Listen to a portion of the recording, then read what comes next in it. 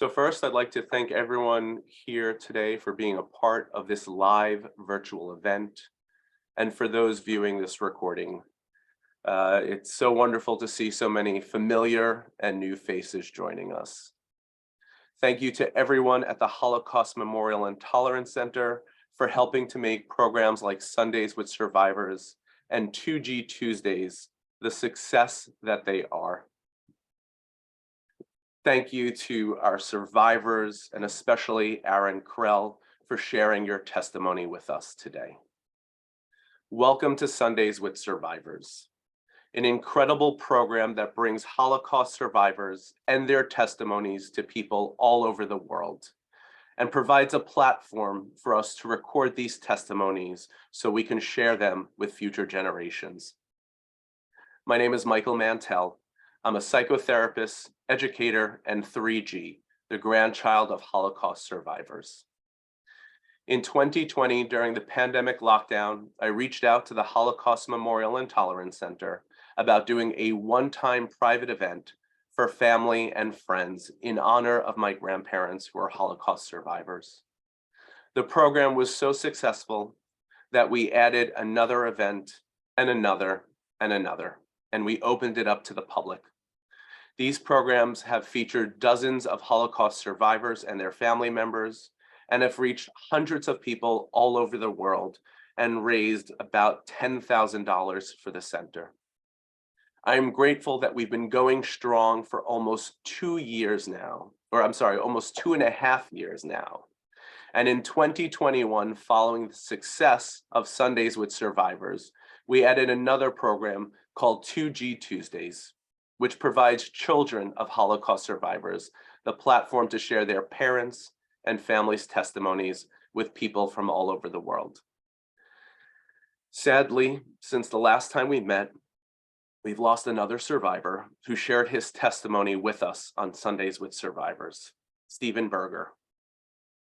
His passing and the passing of other survivors is a grave reminder of how important and urgent these programs are. And unfortunately, this part of the program has become too familiar and too regular. But it's why I'm so grateful that you are all here to bear witness to Aron Krell's testimony today.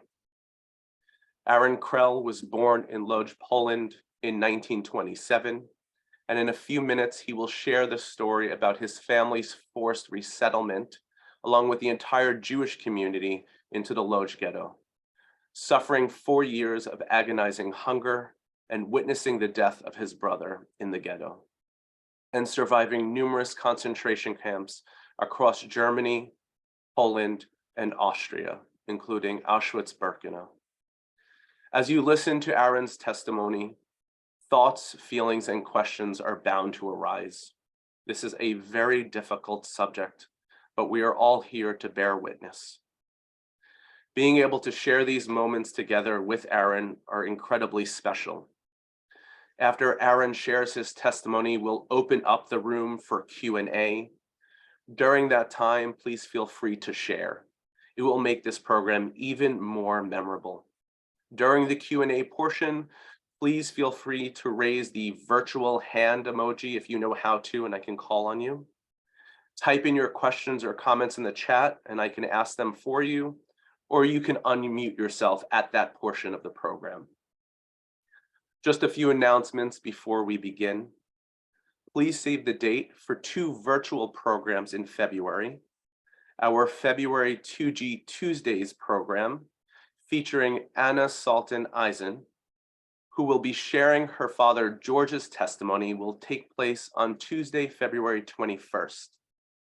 And our February Sundays with Survivors program, featuring Holocaust survivor Henry Schechter, will take place on Sunday, February 26th. Both links will be provided in a follow-up email. We'll also include a link to this recording. Additionally, I know many of you had made donations when you signed up for this program, and I'd like to extend a thank you for your generosity. Your contributions help HMTC continue to educate young people on the horrors and lessons of the Holocaust. If you'd still like to make a donation, you can do so after the program. I've included a link in the chat, and as I said, there'll be a link in the email. Also, please consider reaching out to HMTC to learn more about their community educational programs, their incredible small but mighty museum, and to find out ways that you can become involved with the center, either by volunteering your time, bringing students to the museum, or bringing HMTC's Holocaust Education and Tolerance building programs to a school or community center near you. As a grandchild of Holocaust survivors, I am so thankful to all of the survivors who are sharing their testimonies with all of us, to organizations like the Holocaust Memorial and Tolerance Center that make Holocaust education a priority and their daily mission. And of course, to friends like you who seek to educate yourselves about the Holocaust, speak with survivors, and share these testimonies with others. Your support of these programs and the museum means so much to me. So again, thank you so much for being here. And with that, I would like to welcome Aron Krell. Do I start? Yes, please. Okay. Thank you, Michael. And ladies and gentlemen, good morning. I'm here to give testimony of what I went through and all of the Holocaust survivors. Some even had it worse than I do, but I was lucky to survive. It all started on September 1, 1939, when the Germans invaded Poland and later when they occupied Poland. When the Polish people who surrendered and when the German occupied Poland, that was the time that the fate of the Jewish people of Poland was sealed. When the Germans came in, and especially to my town of Lodz, which I can testify for, they had leaflets put on bulletin boards depicting the Jewish people, calling them subhuman, inferior race that has to be eliminated from the world. They have also introduced the German infamous newspaper, Der Stürmer, which means the storm. That was the most anti-Semitic publication ever produced in the world. They depicted the Jewish people with the long hook noses and big belly and always saying, these are the Jews and they are the scourge of the world and they have to be eliminated. After being on Lodz for about a month or two, there were rumors that there will be a ghetto, formed a ghetto for all the Jews in the Lodz. The ghetto was slated to be on the poorest section of Lodz, and all the Jewish people were told that they would have to go. If they didn't go, they were forced to go. So we were lucky to purchase a room from a Gentile, from a Pole, and we family relocated. That was my mother and my two brothers. My father passed away before the war in 1937. On March 30, the ghetto was closed. And on April 1 of 1940, we were all in the ghetto and it was closed and we had all German people surrounding us. And this started the beginning. In the beginning, it wasn't as bad as we thought it would because we still had provisions brought in from the city from all the time. As the ghetto continued, things were getting from bad to worse. There were no hygiene. There were hospitals and doctors, but there was no medication and no tools to them. We were reduced to very limited food. And we created the head of the Jewish community created jobs for us so we can do some productive work, and therefore the Germans would feed us. The German didn't provide enough food, so we all got hungry. We always hungry all the time. People started to die from starvation and sickness. And things were getting so bad that the first time when you saw somebody on the street dead, you had sympathized with. But then the bad thing started when you saw multiple deaths every day in the hundreds and then in the thousands.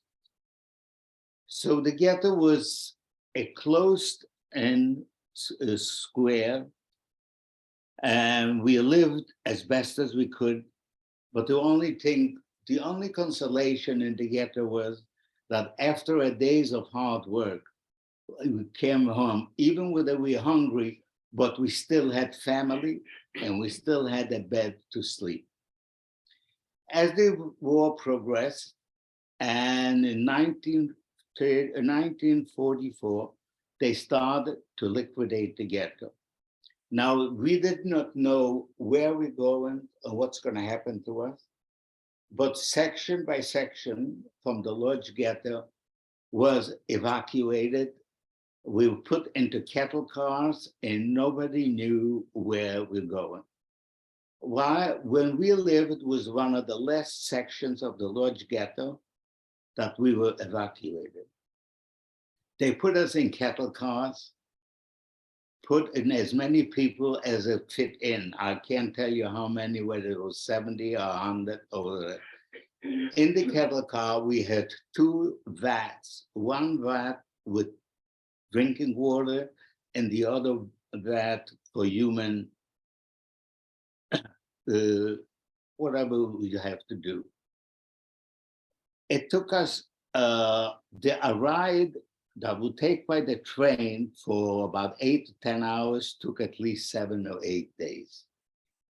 And people in the train, in the cattle cars, people were dying. They died from hunger. They died from lack of, the sick people were dying from lack of fresh air. The worst thing and the worst day in my life started when we arrived at a place we didn't know where it was. The cattle cars opened and we had to jump down.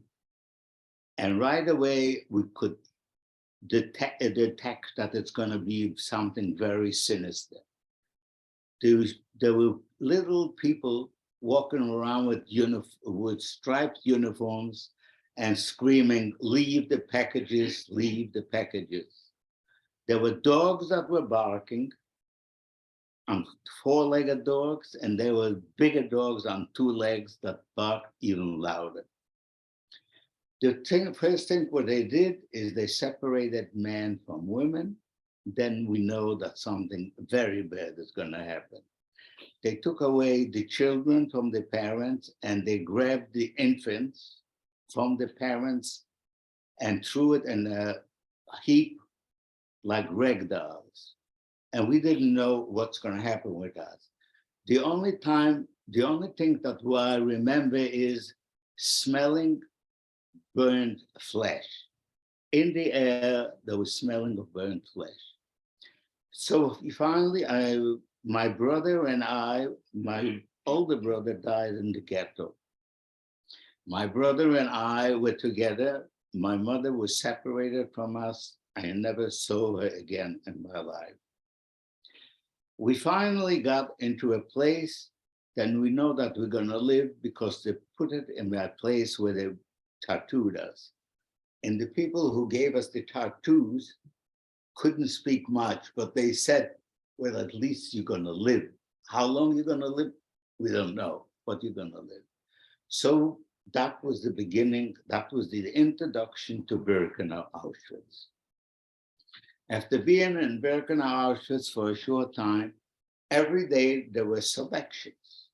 They selected people either to go to the gas chamber, or they also selected people to go to work, because they had places around Auschwitz where they needed people to work. There were chemical, there were sub-chems, and I was lucky, considering what other people had.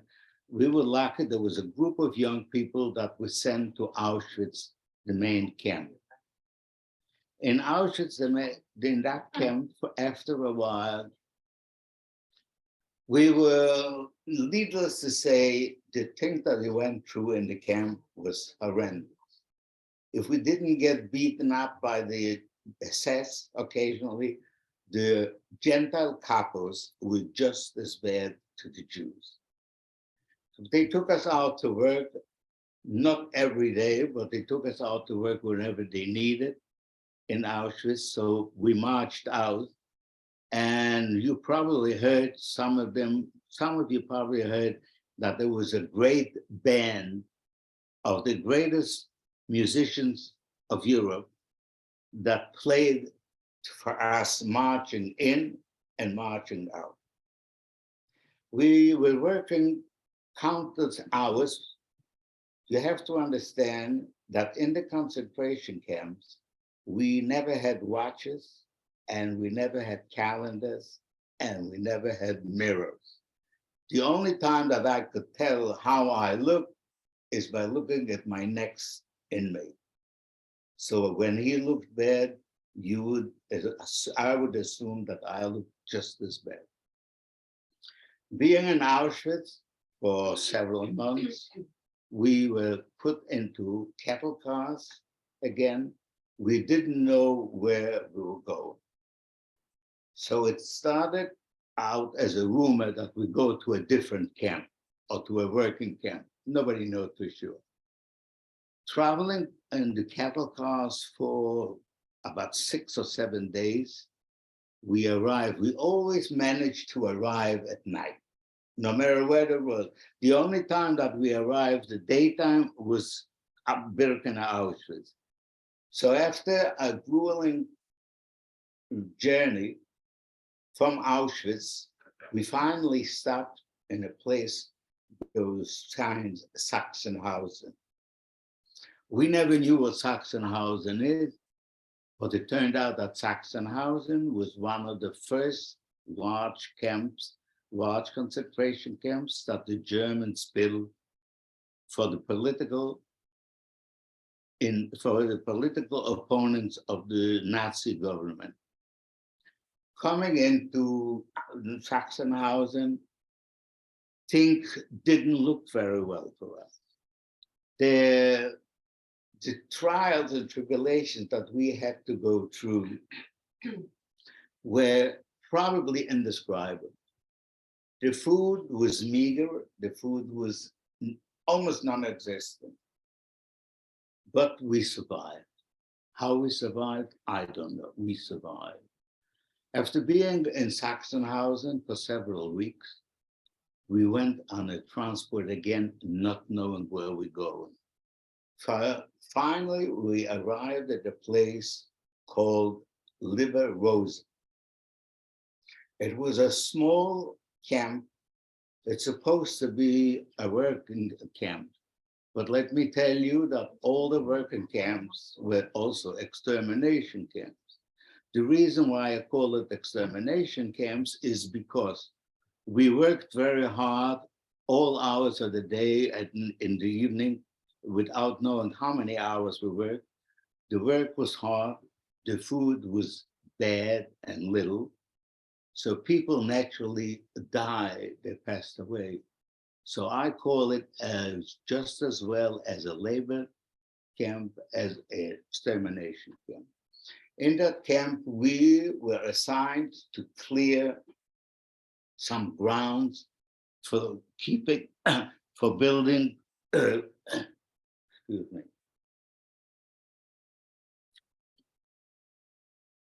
We were assigned to clean the grounds and start building a community for the people, for the Germans that were fleeing the East. Don't forget that this was already 1944, always the end of 44.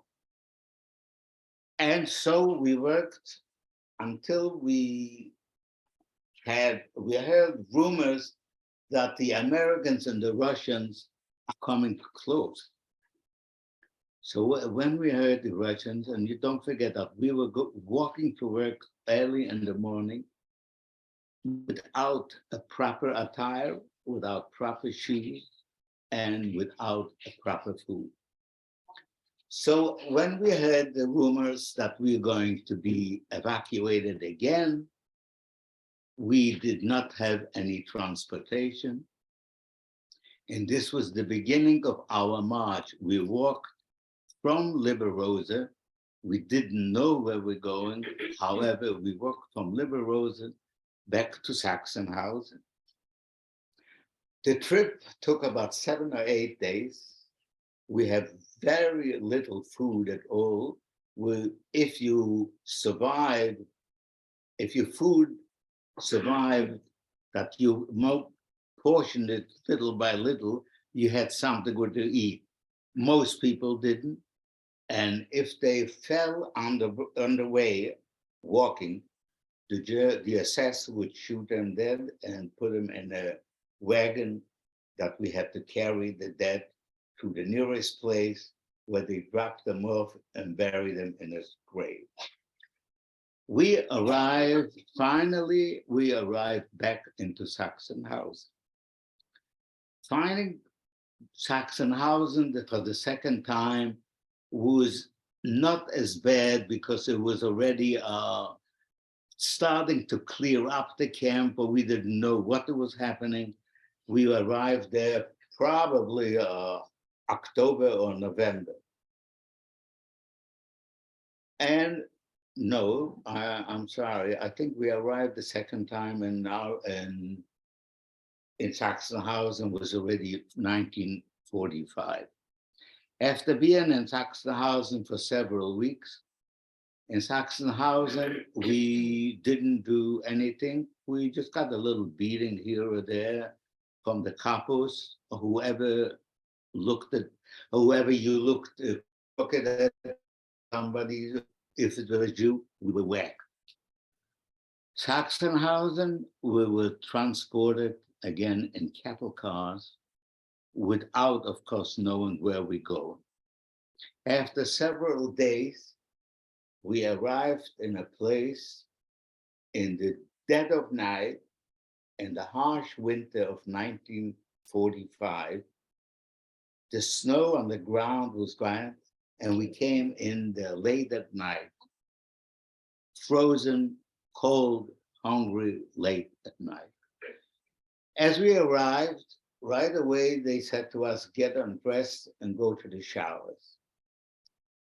So we didn't know, had already the knowledge, or not experience, but the knowledge that they had gas chambers, and they asked the people to get undressed, and they headed them to so-called showers, but they were gas chambers. Here in Sachsenhausen, we took showers. You cannot imagine what happened on a cold, freezing night. Take a shower with cold water. And what they did is we took showers with cold water, and they had it marched up again to the top because the showers were in the basement. And they did it several times. So then there was the rumor that they do it. So a lot of people died in between. They died. And the rumor was that there was not enough room for us where to go.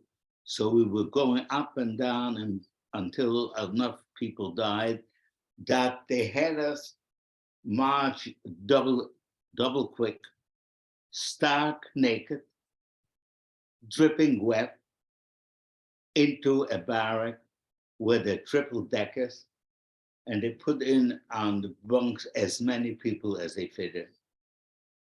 And that was the greeting in Mauthausen. Mauthausen was a very bad camp, very bad. The conditions were inhumane.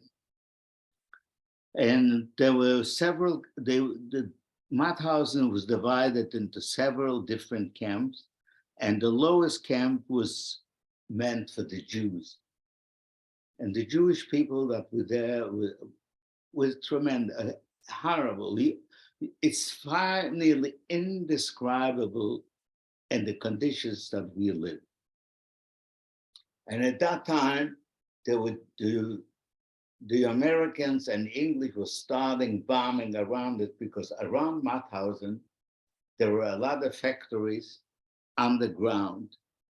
So when the bombing started, after they finished, they took us out to clear up. Being in Mauthausen for, I would say, 1 or 2 months, they put us back in a different camp, Jews only, in large tents. And that was a place where they were putting us really only to die. The food was almost non-existent, and people died by the hundreds from the camp. From that camp, they were liquidated this camp and put it into another camp, thinking that the place was bad. Where we went in was even worse. There were huge log cabins without light, without water, without floors. So wherever we had room to sleep, we slept. If the snow melted, we slept in the ditches of water. And so we lived over there for a short time, and that was already getting on to April, May of 1945. Luckily, we survived.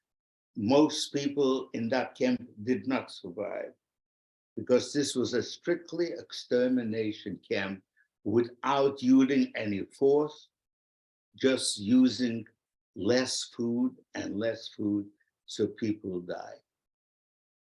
And one night, we heard a rumor that the guards deserted. And when we heard the rumor the guard deserted, we said, well, why would the guard desert? Where would they go?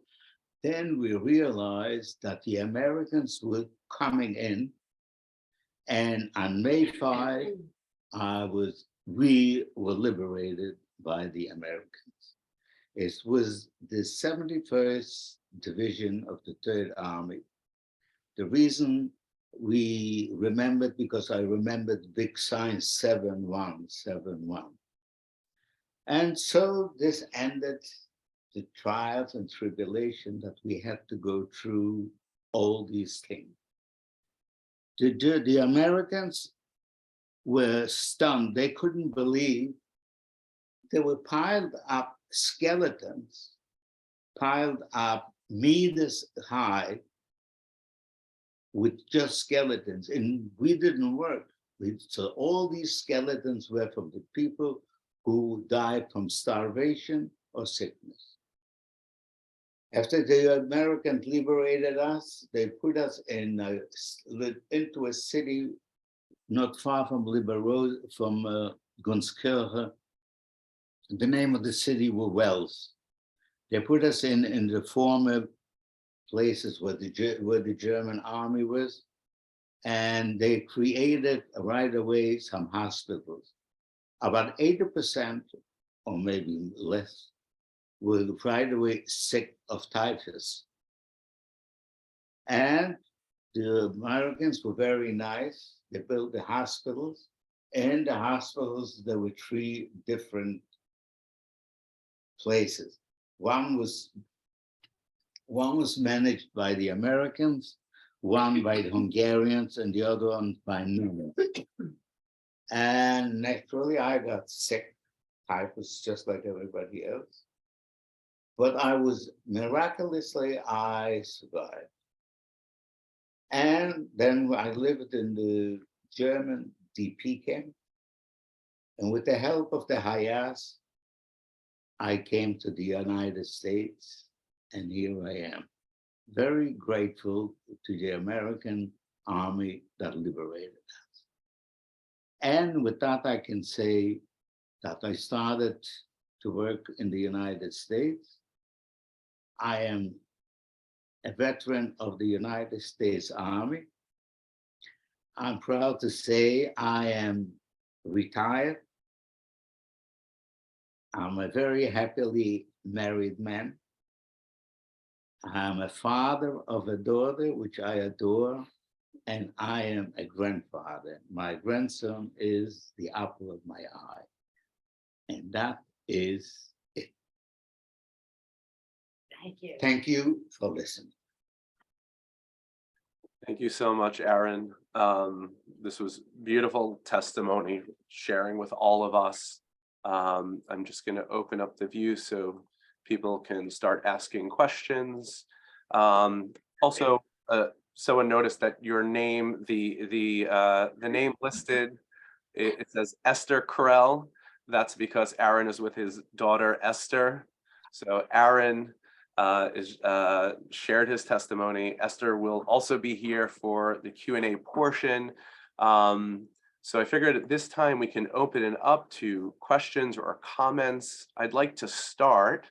Aron, you gave a brief overview of your time, your life during the Holocaust, including the 4 years in a ghetto, and then being in different camps throughout Europe. Can you share a little bit about your life before the war? You were 12 years old, or about 12 years old before, right before going into the ghettos. Can you share about your early life, what that was like, your family, etc.? I was born in Lodz, Poland, to an Orthodox family. And we were what you would call middle class. In Europe, we were middle class. We manufactured sweater, not on a large scale. We have a couple of machines. And one time, that was in the 1936 or 37, my father took ill. He was sick, he got pneumonia.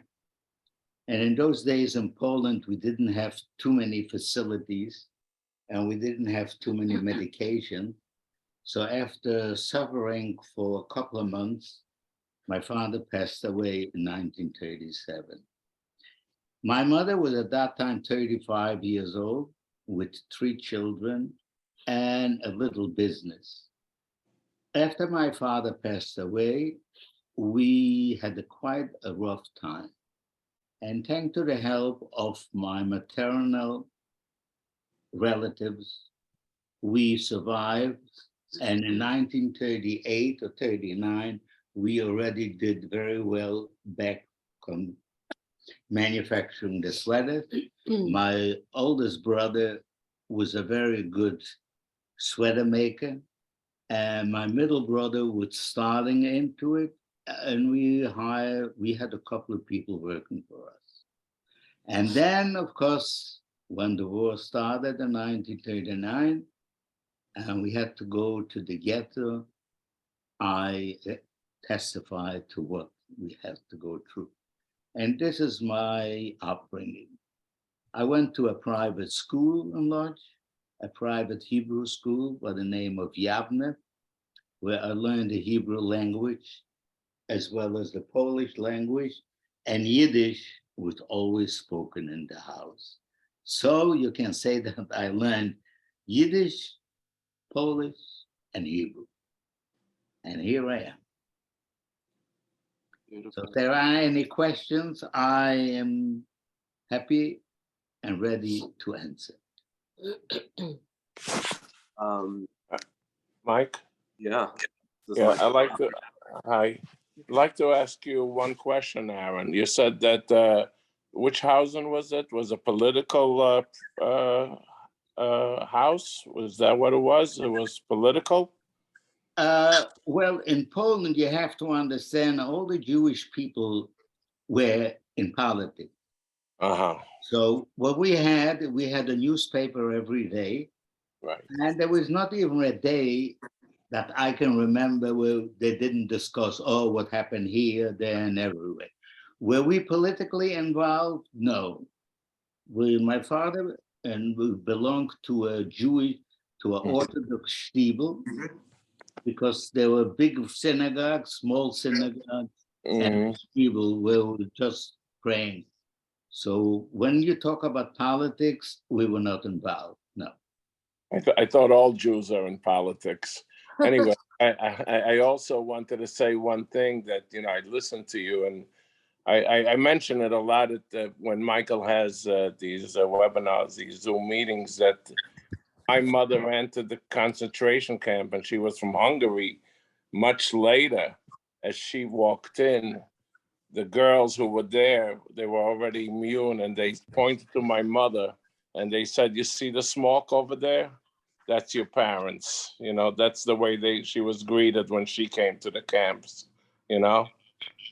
Just wanted to bring that up. Well, this is why I mentioned that when we arrived in Birkenau, Auschwitz, the first time, the air was very smoky, and it smelled from a burnt flesh. We didn't know at that time that there was gas chambers, that there were crematoria. We just got off the train, and we were so worried. We were such a pandemonium getting off that train that we didn't even think of anything. Couldn't think of anything. Right. And I just want to thank you for the wonderful testimony that you gave us. Thank you. God bless you. Thank you for listening. Thank you. What anti-Semitism did you experience growing up? What anti-Semitism did you experience growing up? Personally, where we lived in Lod, anti-Semitism was all around. To say that we suffered from anti-Semitism individually, no. We lived in the center of town, and we lived in a very exclusive, very Jewish neighborhood. And I wouldn't say that I suffered personally from anti-Semitism, but we had a lot of anti-Semitism in Lod, because every time that they paraded, when there was a holiday and they paraded, they always screamed, "Jews are the scourge of the world, and Jews are the reason that we have problems." If anything happened to them, to the Polish people, the Jews were the problem. So this is as far as anti-Semitism is concerned. Thank you. And before we get to Bunny and Rachel, I just, Anna wrote in the chat, thank you for sharing your testimony. Did any other branches of your family survive? So who were the survivors in your family? No, nobody survived. My father was one of 6.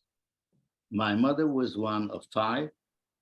All the uncles and all the cousins, I tried to inquire right after the war. When I was in the DP camp, we have places to place our names and looking for others. I could never find anybody from my immediate family. So to tell you, I am the only survivor from that immediate family. Thank you. And Bonnie, if you'd like to. Yeah, was there any, you were all very well read and very aware of what was going on. So was there ever any discussion in the family about perhaps leaving, going to another place in anticipation of what the Nazis were doing? Thank you for your response. Well, first of all, you have to understand that when the Nazi conquered Poland, they also in a few weeks or months conquered half of Europe. We were not in a position to travel some other places. We never had family overseas. So the best we could do is probably go to Russia. And the Jews in Russia didn't fare very well. Right. It's almost like going from the frying pan valley. So we contemplated, but we couldn't do anything about it. So there was discussion, but the decision was there were always discussions what we're gonna do next, And we were not in a position like a lot of people who had a lot of money could travel or had families overseas, but we didn't have any family and we are not wealthy enough to do any traveling. We lived a quiet middle class life. That's about it. Thank you. You're welcome. And I just wanted to add one more thing. I had the privilege of meeting Aron once before. He shared his testimony with another group that I belong to, 3GNY, group of grandchildren of Holocaust survivors. And then reading your, it seems like a very brief memoir writing. It's called Overcoming Evil. And it seems short, but it's packed with so much information.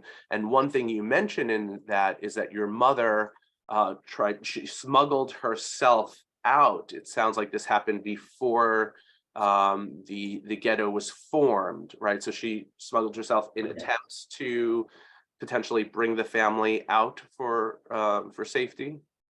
Yes, my mother traveled to the occupied Russian Poland, to a city named Bialystok. And through people that we knew, my mother was trying to secure a room for us in case we go there. Then my mother came back from Bialystok and we had what's called a discussion among us, and some close relatives that we lived not far from us. They said, well, what are you going to schlep yourself with 3 children? And what are you going to do? And how are you going to do it? So my mother was discouraged. And could we have gone all to Russia? I don't know, because Bialystok at that time was already in Russian occupied Poland. So we contemplated, but nothing happened. Thank you. And you touch upon this briefly, but it sounds like there was some understanding that there were anti-Semitic things going on around you for your mother to even heed this warning and attempt to get your family out. Needless to say, there were a lot of people who cooperated, a lot of Polish people who cooperated with the Germans, with the Nazis, but not all, but most of them. Because you can see that from 3 million people that lived in, 3 million Jews that lived in Poland, only a couple of thousand survived. So you can see how bad things were all around. And I can't blame everybody for it, I will be Polish guy, but they didn't help enough. Maybe they helped a little, but they didn't help enough. I think that brings up a very important point. International Holocaust Remembrance Day, January 27th, marks the liberation of Auschwitz-Birkenau, and it sort of sets the international community as liberators of the Jews, when in fact, I think the story is more complex, where we find that there's more complicity and collaboration, something that tends to be understated. And I believe it makes it really difficult to talk about that, but it's so important to mention. So as you were sharing, Aron, I just wanted to put that in.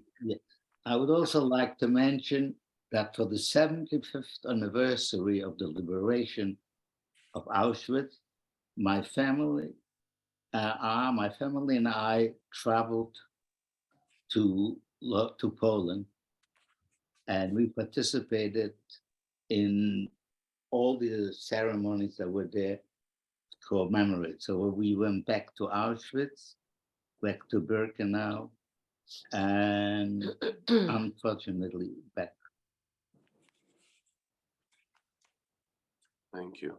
Rachel, I'll call on you, and then we have a few questions in the chat and some that I'll ask as well. Aron, thank you so much for participating and telling your story. I'm here with my husband and my 15-year-old son, and it's so wonderful that we hear what your experience was like. I have two questions, if I can. The first is, when you think about the fact that you were able to survive and went through so much pain endurance, when you describe freezing, being with cold water, being asked to march around in the freezing snow, do you think that there's some traits or something about the people who survived the pain endurance and the starvation and those conditions? Is there something other than luck? How do you understand that you and the people who were able to survive these conditions did as the people, rather than people whose bodies died after these conditions? Yeah. So let me put it first is the will of life is so strong that you overcome all the necessary things. And the main thing is to be an optimist. And I am an optimist from the beginning of my life. I always thought it's going to be better. That I survived, I would say plain English, dumb luck. That's all I can say. And it is indescribable how many people didn't survive. And it also that I can also say that the world in general didn't care, only because we're Jews.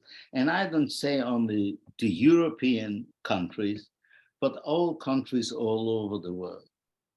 And I don't want to go deeper into it because this is how I feel. Thank you. And my second question is, do you notice now that you've been living in non-war times when you have when your body reacts to memories, to stimulation from your past, like a type of post-traumatic stress, understandable reaction, where there are sounds? You talked about that you joined the army and were a soldier. Were there ways or which now in peacetime that you notice your body responding to stimulation that came from your early life? Well, it's very hard for me to answer that question. The only thing is that I cannot forget and I will never forgive. Even though there was a woman that her name is Eva what? Eva Core. Eva Core, she forgave them. I will never forget and never forget. So this is what it is. And I'm reminded, first of all, I'm reminded of it all the time, every day, because when I take a shower in the morning, I can't help but looking at my left arm where I have the tattoo. So this in itself brings me to the point not to forget, because I can't forget. And I have to make peace with myself. And if I talk about it all the time and complaining about it, doesn't do you any good. To testify and testimonies, I am always willing to do, but I don't want to live in the past. I try to live in the present and hope for the future. Thank you. Yeah. That's beautifully said. You mentioned being an optimist. One wonders, after witnessing everything that you've witnessed at such a young age and going through what you went through, it's almost like we hear it, and how does one remain an optimist? You know, is this part of your constitution? Is this upbringing? It's incredible to hear you say that, but it's almost like it's unbelievable, but it's inspiring.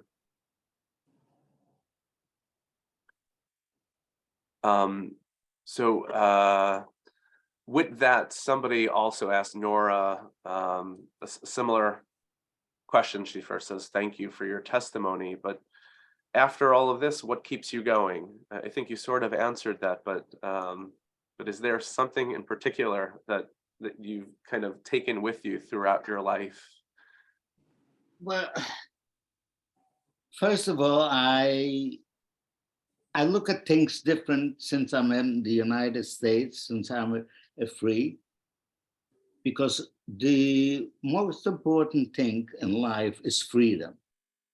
When you have freedom, you can do many things and you can aspire to everything that you like. And being in the United States and having married and living a nice life and retired, so I don't have any plans for the future. We don't have, because at my age, 95, there is not much of a future, but I don't look bleak at it. I look that every day is the first day. This is what it is. And I only hope for the better of whatever will come. In Yes. in overcoming evil, you mentioned a little bit about your time in the ghetto and your mother. You had to wear the yellow band, your mother taking it off and trying to sneak out, go back to your home. Okay. Can you share a little bit about a little bit more about your time in the ghetto? You know, Yeah. you mentioned your brother. As we entered the ghetto on April, the ghetto was sealed on April 1, 1940. In the beginning, like, I don't know if you recognize, my mother and I don't look typical Jewish, what they would describe as a typical Jew. So what we did, my mother and I took off the yellow stars and went back to our apartment that we had, because we couldn't take everything with us. So we went back to take pictures on the wall, to take, family heirlooms, family pictures. Needless to say, my mother and I, when we came into the apartment, it was stripped. Everything was gone. There were 4 walls in every room, and that's it, nothing else. When my mother and I, when we saw this, they said, well, we have to right away run back to the ghetto, get some in. There were places once in a while that the guards were not such close for one to the other, so you lifted the wires and crawled in. So my mother and I, we looked for side streets to get back to the ghetto, not the main street, because we were afraid the Germans wouldn't recognize us Jews. But there were plenty of Polish people who didn't speak German. They only knew one this Jude. And Jude means Jew. So we had back in the ghetto, and that was the end of it. There was no other way out. No other way out. You were very young at this time, so 12 years old in the ghetto to about, it was 4 years, is that correct? In the It makes me 60. 16. Been liberated, I was 17. You Went to the army, I was 23. can you share experiences about other people you met during this time, friendships that you may have formed? Well, I had a friendship with several people not in the ghetto. We were very close family. We didn't have. In Auschwitz, I was very close with a guy, my bunkmate. I was slept on the third tier and he was on the bottom. And it just so happened that when I worked as a volunteer for the claims conference, went through some names, and one name I had access to a lot of names of the Holocaust survivors, because that was the time when we worked on the claims conference, worked on labor payments from the Germans. And I saw the name of Shulam Kramarski, which is not a usual name. It's a very unusual name. So my friend go, oh, Kramarski, this is the guy that I slept in the same bunk. And it just so happened that when I found out through Elaine Schnell, who worked as a lawyer in the claims conference, I think she still works there, she says, oh, you know what? They're here this weekend because they came from Israel for, I don't know, a wedding or a mitzvah. And I finally made an appointment and we met. We met in New York. And then he has a daughter in Charlotte, North Carolina. When he came to visit her, he called me up and we went over and visited. That's the only close friend. The other close friend that I had, we were friendly in the DP camps.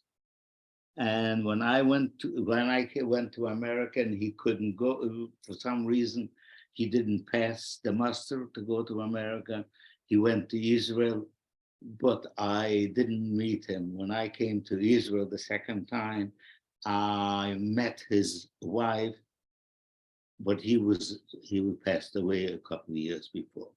And this is as far as the friendship goes.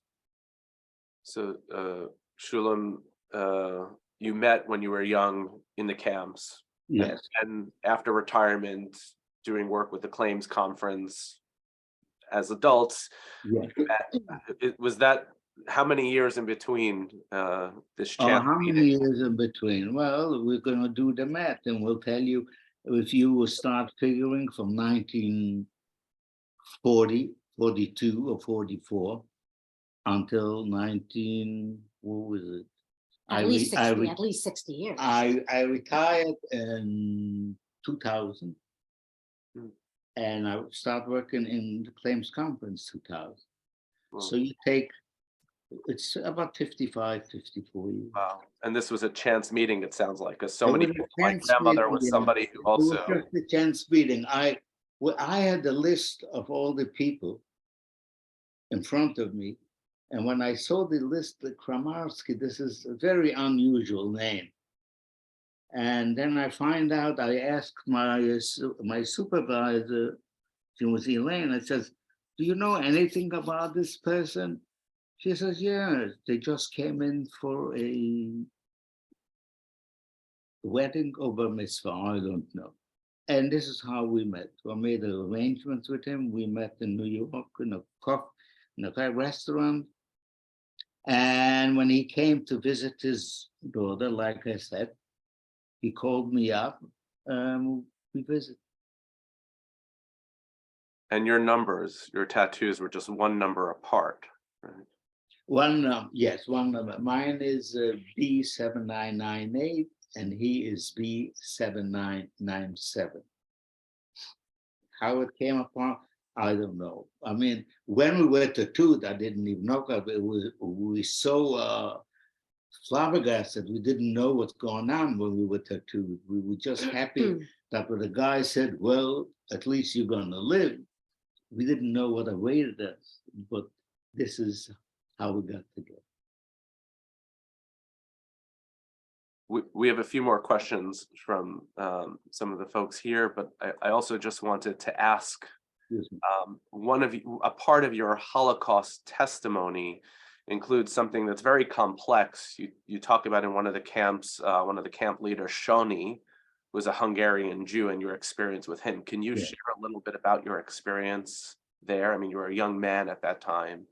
Could you share a little bit about that, please? Would you like me to elaborate, Shoni? Yeah. The reason I hate to elaborate it, Oh, I'm sorry, not. Now that you ask, I will. He was a Hungarian Jew, and he was the lackey to the person, to the Gentile who was head of the barracks. You know, they were head of the camp, and then it was head of the barracks. This happened in Liberosa. And if I don't know a word I can't speak Hungarian, but there are 3 words in Hungarian that I will never forget until the day I die. And that is where he called us Piskos Lengyel Żydó, which means dirty Polish Jew. And there were different rooms in that barrack. We were in a room with all the Polish people, you together. So what happened is December 31, 1944, New Year's Eve, the blockaders, what they were called, the block leader, he was dead drunk in the game. And he decided, Shoni Bachi decided to take out all the Polish, only the Polish people, put down your pants, and everybody got whipped 3 times. When it came to me, I said, I'm not taking down my pants. I didn't do anything wrong, and you're not gonna whip me. And that's finished it. And he says, okay, the rest go to the room. So I figured, we made it. A few minutes later, he comes in and takes me out into the room where I will call it blockade, they said, because he was a Gentile. He was about 6'2", 300 pounds.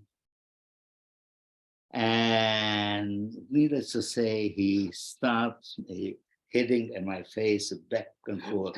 And there were the 2 guys, Shoni and his accomplice, Ogi, also Hungarian, also Jew, picked me up and whacked me again.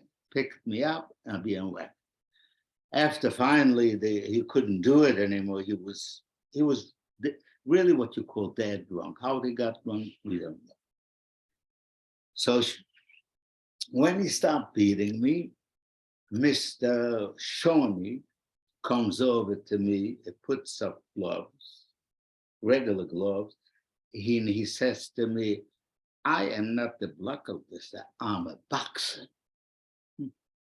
So I figured, what's going to happen now? So then he said, then he says to me, you're going to put up your pants and go on the bench. I started crying so bad that I didn't know I have so many tears in my eyes. And when the blockers that finally saw what happened, he says, open the door and throw him out. So this is what saved me. So we opened the door, throw him out of the snow. I had my teammate, bedmates in there, and they rubbed my face with snow so it doesn't discolor. And I went in and we slept, and I thought everything is fine. Okay. So getting up the following day, our group, the whole room, was called into a huge hall. And Shoni Bachi comes in with the leader of the camp. He was an Austrian political inmate. And he starts screaming, where's that redhead that spoke so loud yesterday? Where's that redhead? Nobody said a word. And he gets mad, red in the face, and screamed, where's the redhead? So nobody answered, nobody said a word, nobody betrayed me. So he goes over to a fellow by the name of Yutka. His name was Yutka. He looked almost like me, a little reddish hair, you cut short and everything. And he said, says to the blocker, said, this is the guy. So as he said, this is the guy, and they tried to walk out, there were 2 assessmen with the blockade. So I went over to him and I said, so it wasn't him, it was me. So he let the other guy, and this blockade gave me a whack that I flew about 10 or 12 feet away, and they walked out. And this saved my life, because if they would have taken me out with the SS, and sent me back to Sachsenhausen, I would be hanged. And that is the story. I don't like to elaborate it because it involves two Jews. But since you ask, here it is. Thank you. I know it's just very complex, so I appreciate you sharing that. Just one more question about your experience during the Holocaust. We do have other questions from attendees that I'll ask as well about after. But the last camp that you were in before liberation, can you share a little bit about that? You said that right before liberation, you were given food. It was very bitterly cold. Yeah. Right before the liberation, where we put in those log cabins, and our food was so little that people died left and right. So the rumor was, I think they're putting in some poison in it because look how many people died every day. And all they did is they put the skeletons one on top of the other, a big heap, and that's it. So the life in that little camp was probably the worst that I ever lived in. There was no light. There was no place to relieve ourselves. You have to go behind it, relieve, whatever you can do. I don't even remember defecating for weeks. Urinating, yes. Defecating, no. And we didn't have a floor, so like I said, if it rained outside or the snow melted, we slept in the ditch. Many times I slept out next to somebody. When you woke up, he was dead.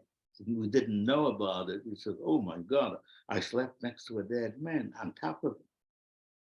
So those are the memories that you try not to thrive on it, that you try to put it in back of your mind.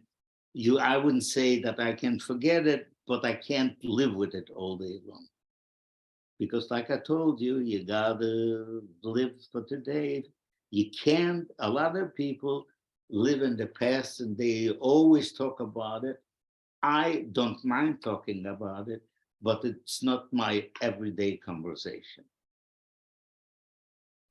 Thank you. And I'm going to combine two questions, one from Mary and I believe Emily. So what was it like living in the DP camp, displaced persons camp? How long were you there? And when did you come to America and this experience from this Holocaust life to a new life? Yes, and the DP camp was comfortable. The food was plentiful. And the clothes, the Jewish Welfare Board used to send in, for people who were kosher, they send in kosher food and clothing. So we picked up the clothes that you want. And it wasn't a great life, but it was a free life. You were free to go wherever you wanted. You could do whatever, travel whatever you want. Until finally I registered with the Hayas, that's the Hebrew Immigration Society. And it took a couple of months. I had to go through doctors, and I had to go through interviews, and because they were screening us. And at that time, we didn't know what screening means. We called it the screening. It really was screening. And after, I would say about 4 or 5 months that I registered to go to the United States with the Hayas, we were boarded the ship in Bremen. And the name of the ship was General Hahn, H-A-A-N. And it brought us to the United States, and here I am. It was a night, and when I came to the United States, I came to the United States December 28th, right the day after Christmas. And 1945 was not such a great year in the United States. I think things were not going so well. It took me a while to find a job. And needless to say, I don't know if you know about it, in those days, the minimum wage was 70 cents. For 17 cents, 70 cents, which is $28 a week, went for, you had a room that I paid $7 a month. And the food was very cheap here in the United States. I must say, the food was in those days very cheap. So I lived through it. And after being here for a year and a half, I got an invitation from President Truman to join the army. Now, you couldn't refuse. I was told you couldn't refuse. If you refused going to the army, you could never become a citizen of the United States. I was told this, whether it's true or not. So I said, I came here after suffering everything, and I came here to become a citizen. So I joined the army. I didn't volunteer, I joined. In the army, I'll tell you, if you ask me the army, I had it very, very good. I didn't suffer from anything. This was already the first time where Black people were in the same barracks as whites. That was 1952. So the segregation in the South, I took basic training in South Carolina, Columbia, South Carolina. And my basic training was in June and July. Ooh.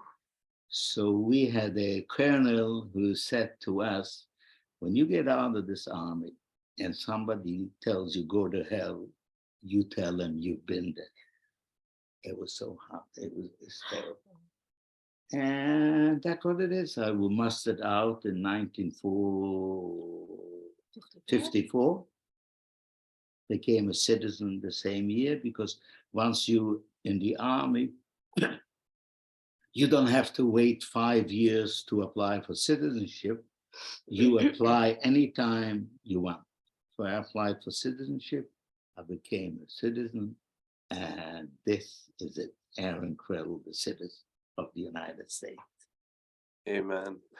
We have a bunch more questions. So we have a lot of questions for you, and I'm going to ask Just one one more minute. question of you first before I ask Esther a question.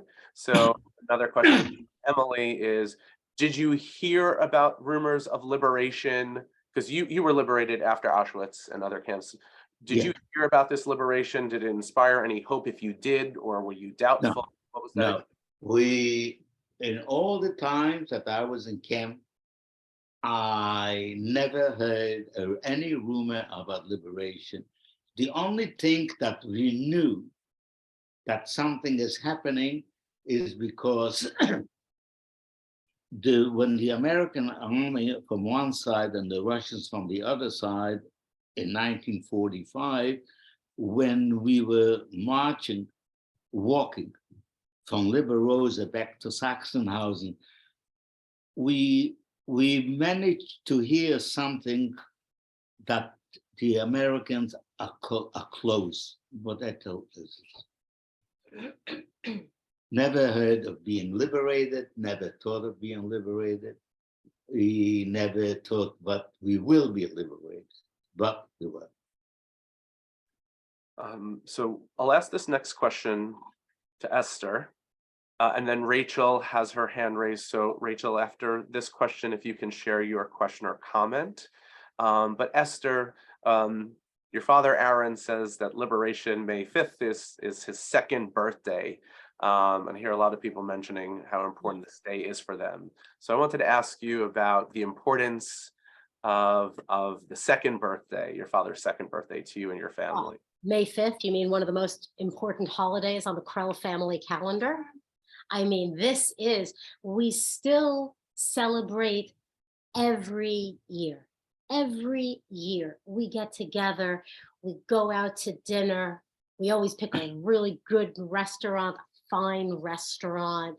Sometimes we just get together here and we, you know, we order up food and and my father makes the best toast every year to those who could be here and to those who couldn't. It's so important. I call him every May 5th. I mean, I speak with them every day, but I always make a special note. And then my father, oh, I'm 77 today. Yeah, it's funny, right? But it's so important, to celebrate this. I mean, to have survived what he survived. I mean, it's a simcha. It really merits celebration. And my father, it's like, oof, every day we're alive, it's time for a party. Like, why not? I've certainly worked hard on emulating his optimism. It's a better way of looking at the universe. I think I think it makes you happier. But I mean, I can't underestimate the importance. It is just what a thing to celebrate. What a thing to celebrate. And Michael, I couldn't help but I was thinking when you asked someone asked the question about what keeps my father going. He says optimism. What keeps me going? Nakuma. For anybody in the room who knows the Mamalushit, revenge. And every day I'm here. Every day he's here. I'm here. Thank God I have a son. Every day we're here. It's revenge, pure and simple. I'm here. We're still here. He went through what he went through and he survived, not just survived, but thrived. And so, May 5th, what a great day. What a great day.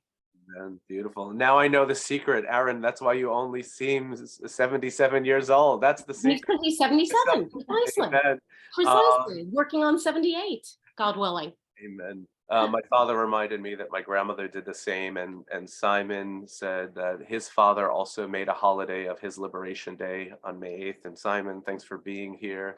Hi to you and the family. And Rachel, I'd love to get to your comment.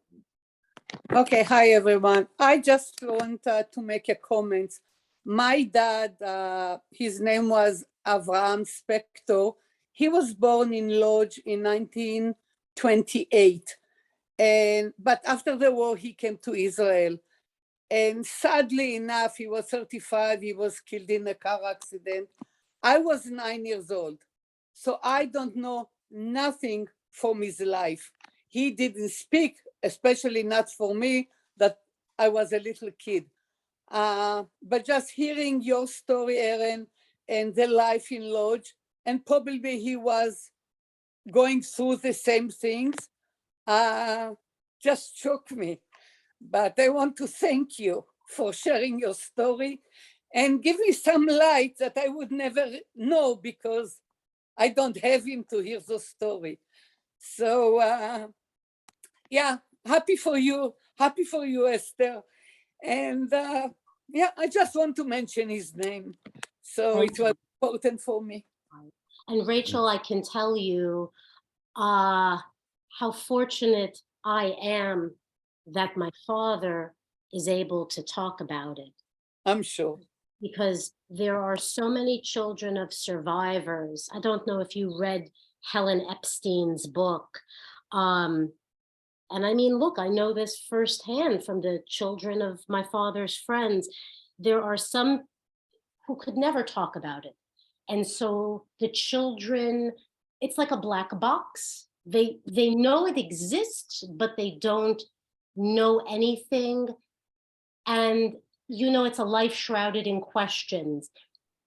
But I'm so fortunate that my father has always been comfortable to share with me, always shared what he shared was always age appropriate because, you know, from my youngest years, you see that tattoo. Why is that there?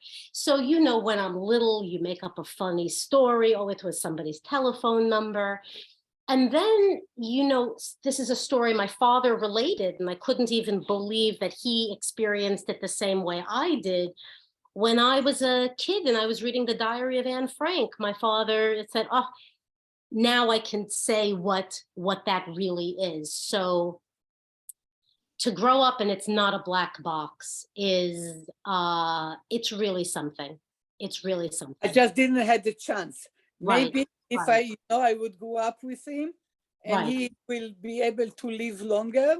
So Right, maybe I would know. But Right. he's the sole survivor. Hmm.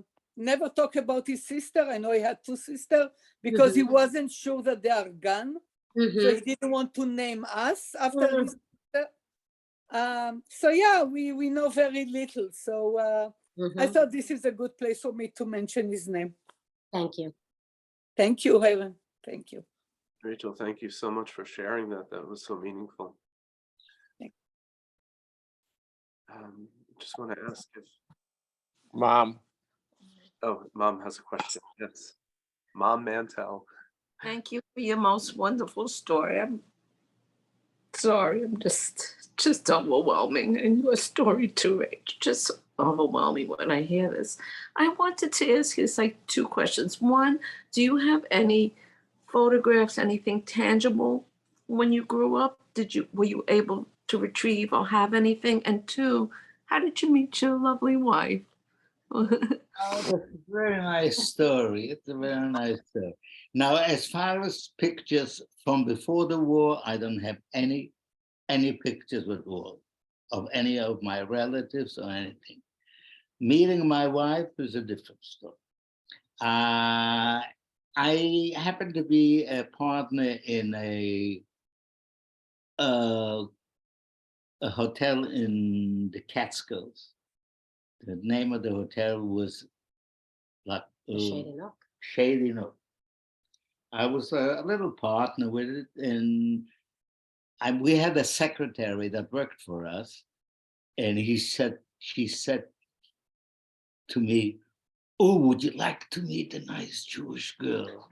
I said, "Well, why a Jewish girl? Of course." So we made an arrangement, and she came to the hotel where I worked. I was a little partner, and we got to know each other. I got to know her name, Lillian, and she got to know my name, Aron. Very simple. And we communicated on and off. And then I happened to go, I had a friend in California, so I said, I want to go out and see how life is in California. And so we were separated a couple of months. Coming back, our relationships got a little better, and we became a little closer. And day by day, it grew on us, and we decided to get married. And I'm very lucky that she picked me as a husband. I am a lucky guy. I must say I'm a lucky guy. How come you can't hear me?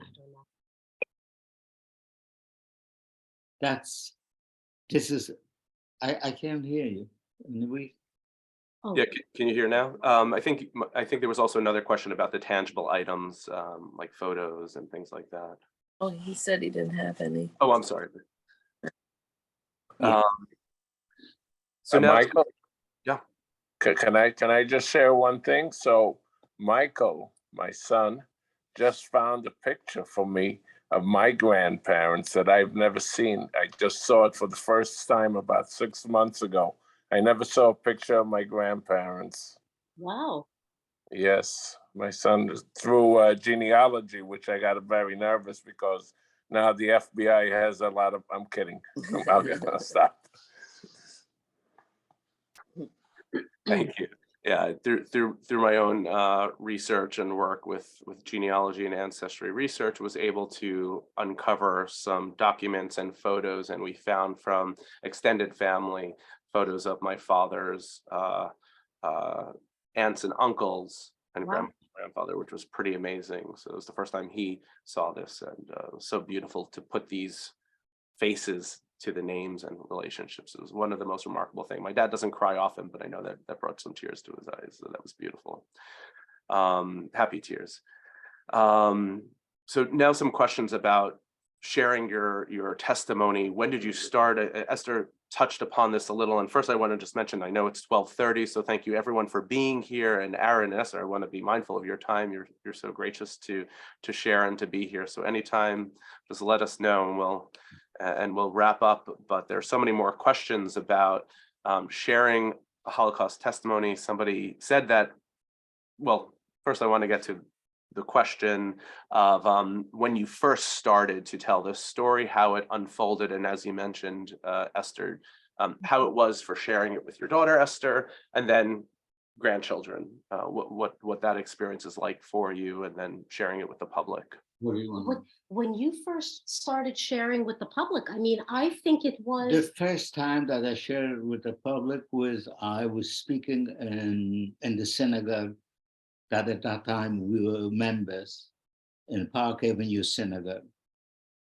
It's the first time I said. And after this, one of the ladies that worked for the Claims Conference, whenever they needed somebody who, when there are congregations that want a Holocaust survivor to give testimony, she calls me Mhm. and she says, Aron, would you mind going here or going there? So I'm always available.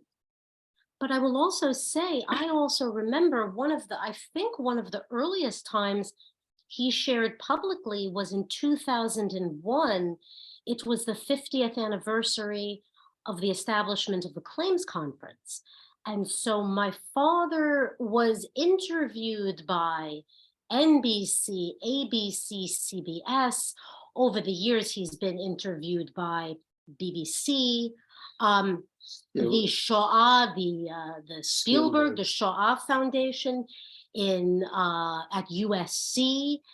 That was 1994. He was interviewed for that. But yeah, I mean, I know certainly in terms of being interviewed for media, 2001, there was one time I remember you speaking through the Claims Conference. Clyde Haberman from the New York Times was there.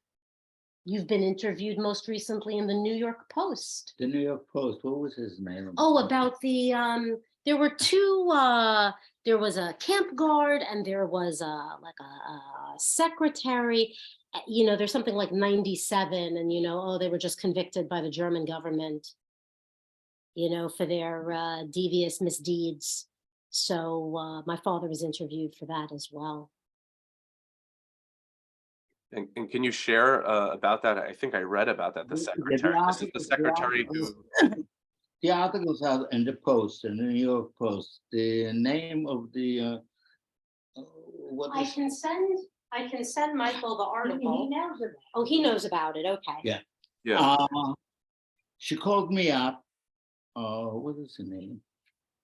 Dory something or other. Dory Lewak. This is the secretary who then tried to escape. No. Right? Dory Lewak works for the Post, the New York Post. And she called me the first time when there was the trial, when he was supposed to go to trial. The old man, he was about 100 years old. He was a guard in Sachsenhausen.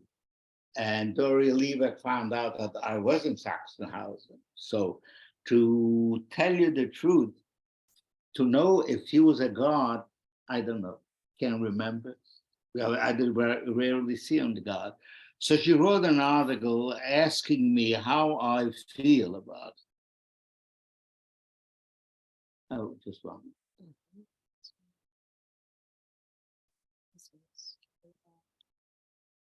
Can't move that up. Okay, don't worry about it. Okay.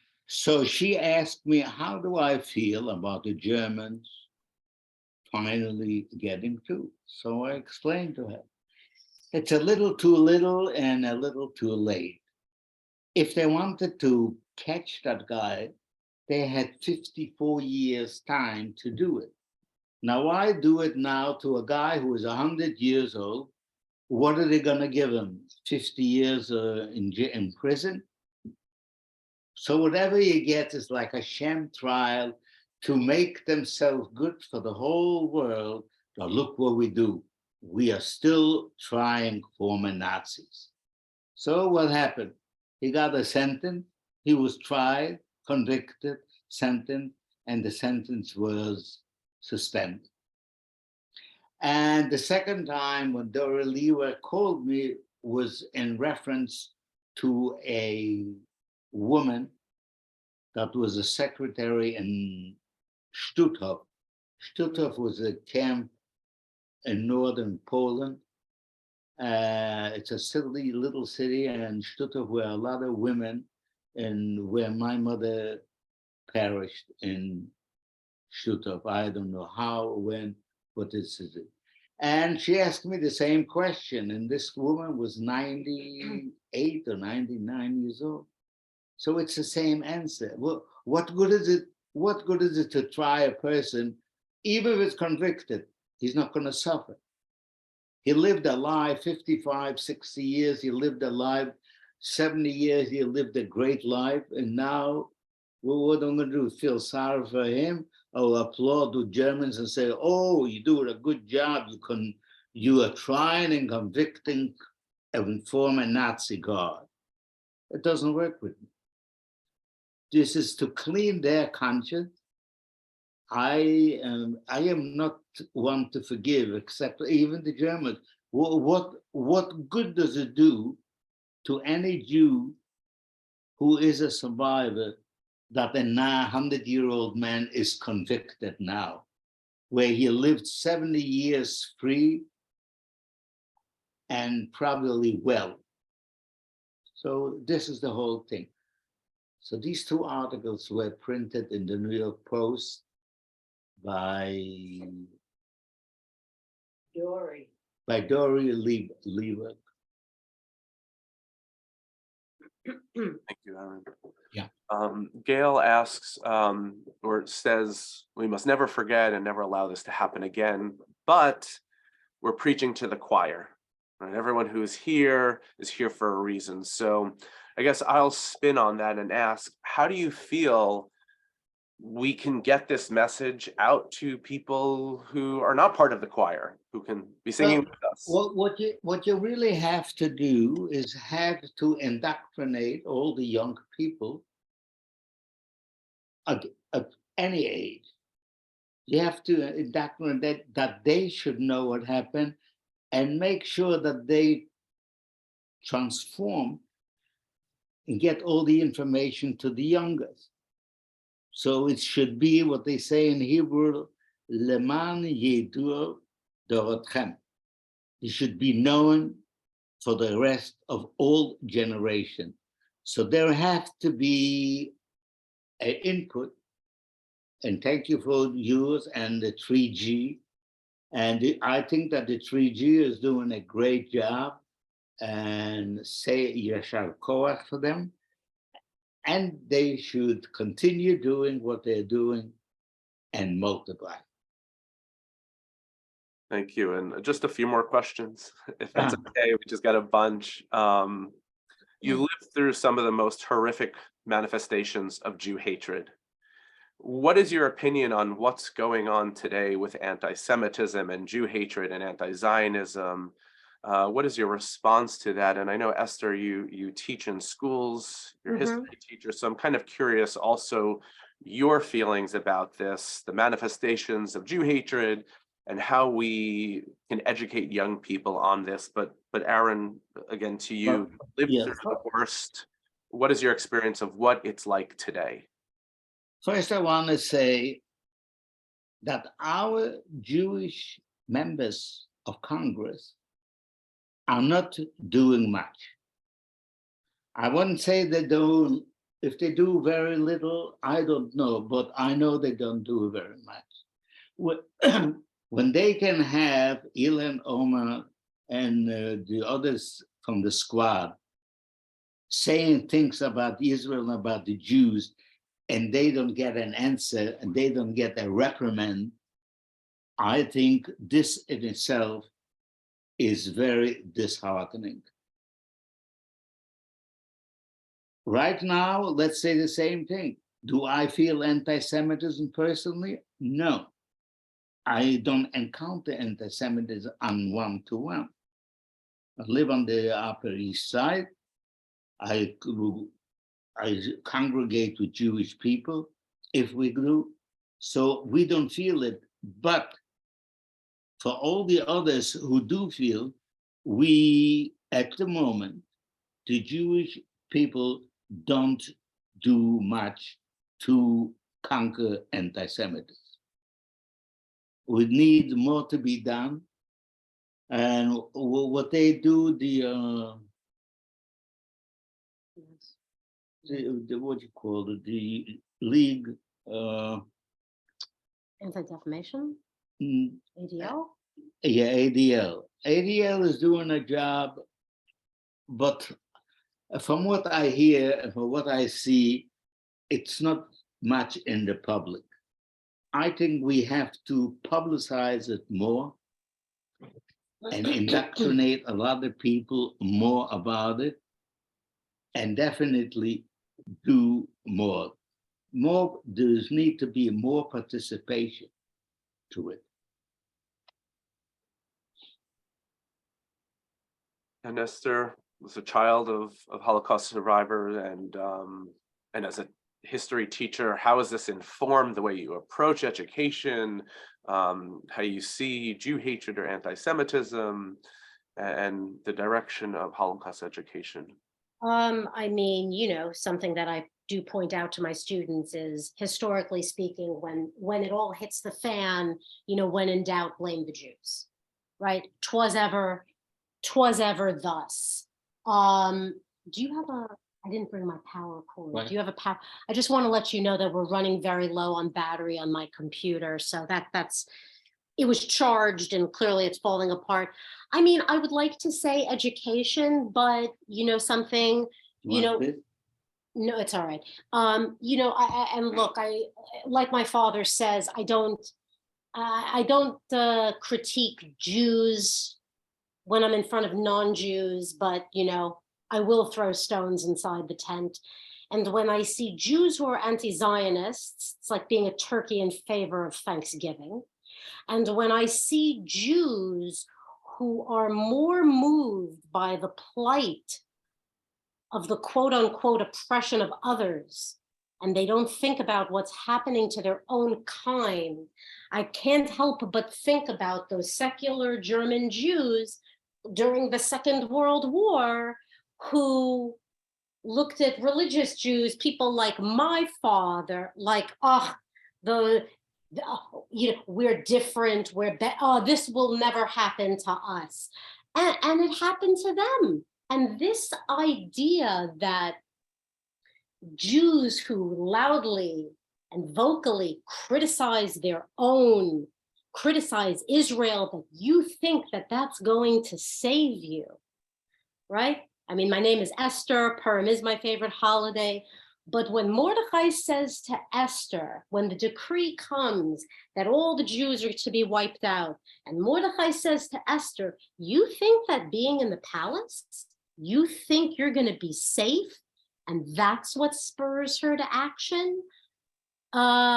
We have to think of ourselves first and make the priority helping our people first, and education, and educating the future generations. Absolutely beautiful. Beautifully said. Thank you. And I think it speaks to the state of Holocaust education.